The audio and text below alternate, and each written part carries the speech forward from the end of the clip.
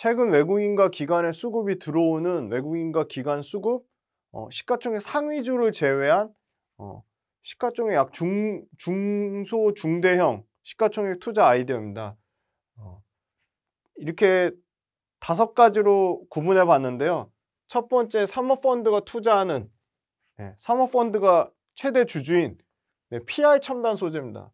고점 대비 PI 첨단 소재도 60% 넘게 빠졌고요. PI 첨단 소재가 하는 이 PI 필름, 폴리 이미드 필름이 슈퍼 엔지니어링 플라스틱인데 기술 진입 장벽이 높고요. 절대 아무나 할 수 없고 지금 국내에서도 할 수 있는 업체가 손가락 안에 꼽습니다. 근데 PI 필름의 가장 큰 매출처는 휴대폰인데 휴대폰이 작년에 너무 안 좋았는데 올해 중국 로컬 PI 첨단 소재 PI 필름은 중국 로컬에도 매출 비중이 있습니다. 근데 중국 로컬 같은 경우는 올해 출하량 자체가 한 12.8억대로 전년 대비해서는 13%까지 출하량이 증가하고요. 그래서 휴대폰 쪽도 안 좋았는데 PI 필름 휴대폰 올해는 당연히 중국 로컬 업체 휴대폰 판매가 신규 모델 나오고 또 그렇게 증가함에 따라 당연히 좋아질 거라고 보고 있고요. 베어링이라는 또 다른 사모펀드가 8만 원대 인수하려다가 불발됐어요. 그래서 지금 3월 달으로 계약 지금 조정 구간에 있는데 베어링이 꼭 인수를 안 하더라도 최소한 PI 첨단 소재 갖고 있는 지금 글렌우드 프라이빗 에쿼티가 팔려고 하는 가격은 최소한 5, 6만 원 이상은 될 것이다. 지금 3만 원대 주가는 진짜 과도하게 빠졌다고 보고 있고요. 이 회사도 매출과 이익이 꾸준히 연평균 15%씩 성장하는 회사고 중요한 건 PI 필름도 전기차에 씁니다. 전기차용 매출 비중이 30% 언더인데 전기차에 들어가는 소재단으로 매출 비중이 꾸준히 늘어날 거라고 보고 있고 전기차에 늘어나면 당연히 고마진의 이익률, PI 첨단 소재도 이익률이 15%가 넘습니다. 굉장히 좋은 이익률을 가정하고 있어서 사모펀드가 투자하는 회사는 지금 글렌우드 프라이빗 에쿼티 입장에서도 PI 첨단 소재를 비싸게 되팔아야 하기 때문에 지금 주가는 과도하다고 보고 있어서 PI 첨단 소재는 사모펀드 투자 아이디어로 충분히 지켜볼 만하다. 두 번째는 PI 첨단 소재의 전기차 쪽 소재 모멘텀이 계속 커질 것이다. 그렇게 보고 있습니다. 그 다음에 반도체 캐펙스 투자 SK 하이닉스와 마이크론은 분명히 감산을 밝혔지만 삼성전자 아직 본격적으로 감산하겠다고 하지 않았고요. 인위적 감산은 없을 거라고 그렇게 조심스럽게 예측해 보고 있습니다. 그리고 삼성전자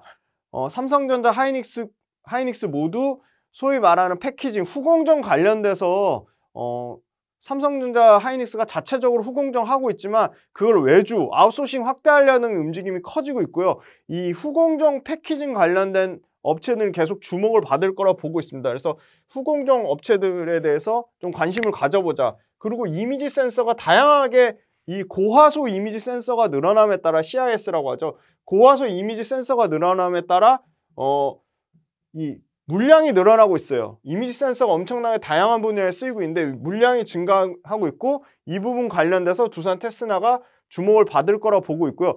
테스나도 두산으로 인수되면서 구조적으로 성장하고 있다. 매출과 이익단에서 30%씩 증가가 나오고 있고요. 그 다음에 이 두산 테스나도 이미지 센서 외에도 차량용 반도체, 그 다음에 통신용 관련돼서도 매출처가 굉장히 다변화되고 있다는 점에서 두산 테스나도 반도체 이 후공정 패키징 관련된 업체로 충분히 관심 있게 지켜볼 만하다고 말씀드릴 수 있겠습니다. 다음은 화학주의 반전입니다. 유가가 70불 밑으로 빠질 거라는 부정적인 의견이 많음에도 불구하고 구조적으로 유가가 올해와 내년에 그렇게 쉽게 빠질 수 없다. 가장 큰 특징은 유가와 수요와 공급인데 공급이 절대 그렇게 폭발적으로 늘어날 수 없습니다. 공급을 가장 늘릴 수 있는 데는 미국 아니면 이 소위 말하는 중동의 산유국인데 중동의 산유국은 공급을 늘려서 유가의 가격을 떨어뜨릴 이유가 전혀 없고요. 그리고 중동의 산유국은 오히려 계속 감산을 했으면 감산했지 늘릴 이유가 없다. 그래서 공급이 줄어들고요. 중국 리오프닝 때문에 오히려 수요는 늘어날 겁니다. 그래서 유가의 적정 지금 보는 레벨은 이건 제 의견이 아니라 글로벌 국제 유가를 전망하는 데서 80불에서 100불 수준을 예상하고 있기 때문에 이 정도 80불에서 100불 적정 유가 수준이라면 충분히 화학주와 정유주의 대반전이 일어날 거로 보고 있고, 아무도 관심 안 갖는 화학주 단에서 소위 말하는 SK이노베이션, 가장 다운스트림의 금호석유, 이런 회사들이 충분히 관심 있게 지켜볼 만하다. 그리고 SK이노베이션 관련돼서는 저는 금호석유보다 SK이노베이션이 더 밸류에이션 가치가 있는 거는 역시나 SK온, 헝가리와 미국에서 계속 폭발적으로 캐파 증설을 하고 있는 배터리 업체 SK온의 지분 가치는 약 22조라고 보고 있는데 SK이노베이션 지금 15조입니다. 그러니까 SK온의 지분 가치도 제대로 반영이 안 돼 있다고 보고 있습니다.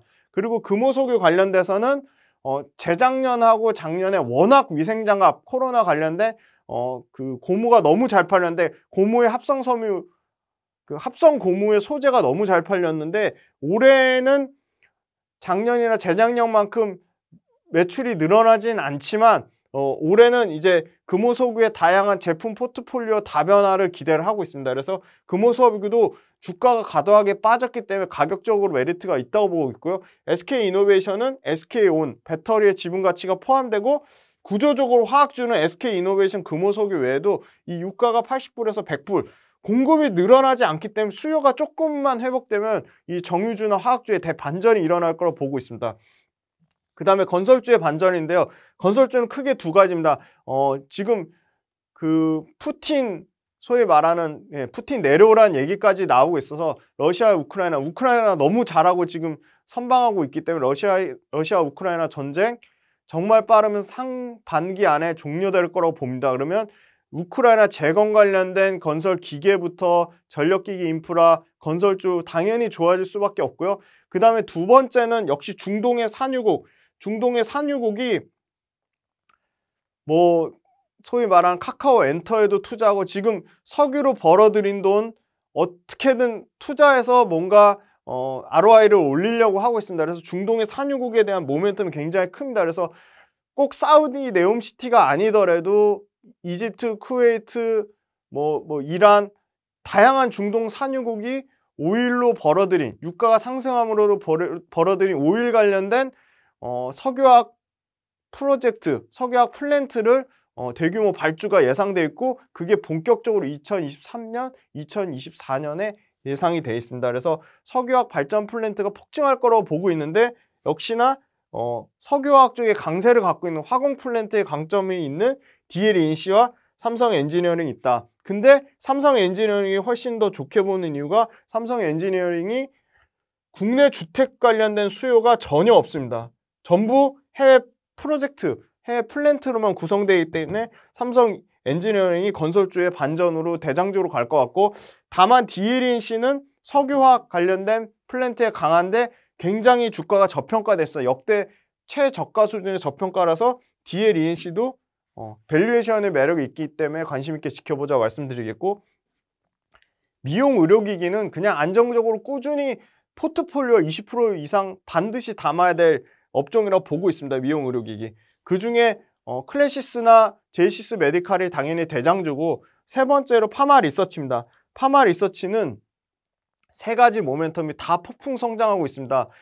인공관절을 대체할 대체 수요가 없는 관절강주세 콘주란이 지금 그 보험이 적용되면서 지금 20만 원대에서 4만 원까지 빠지면서 횟수도 늘어나고 물량, 그러니까 받는 사람의 환자 수도 폭증하고 있습니다. 그래서 이 콘주란, 이 소위 말하는 관절광 주사 콘주란이 매출에 계속 20% 넘는 성장이 나오고 있고요. 그 다음에 이 리쥬란, 의료기기 리쥬란 관련돼서도 화장품까지, 리쥬란 화장품까지 나오면서 의료기기 리쥬란과 이 리쥬란 화장품이 매출과 이익이 30%씩 폭증하고 있습니다.